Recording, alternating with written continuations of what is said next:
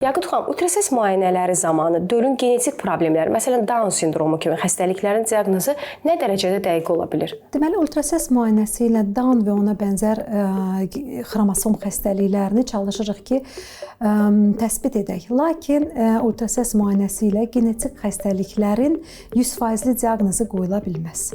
Müəyyən ultrasəs markerləri var ki, məsələn tutaq ki, Down, sözü keçən Down. Burada burun sümüyü, onun nə dərəcədə inkişaf eləməsi, sonra bir boyun şəffaflığı deyə bir marker var. Onu təyin edirik, onun nə dərəcədə normalara uyğun olması kimi müayinələr aparılır. Yalnız heç bir hamiləyə sizdə 100% Down-dur ultrasəslə baxıb deyilməsi mümkün deyildir. Ona görə də biz sadəcə o markerləri aşkarlayırıq. Burada Down olacağı ehtimalını müəyyən edirik və belə xəstələr adətən daha sonra invaziv, qeyri-invaziv genetik testlərə yönləndirilir. Burada məsələn NIPT testi dediyimiz məşhur bir test var. O hamilədən qan alınaraq yoxlanılır.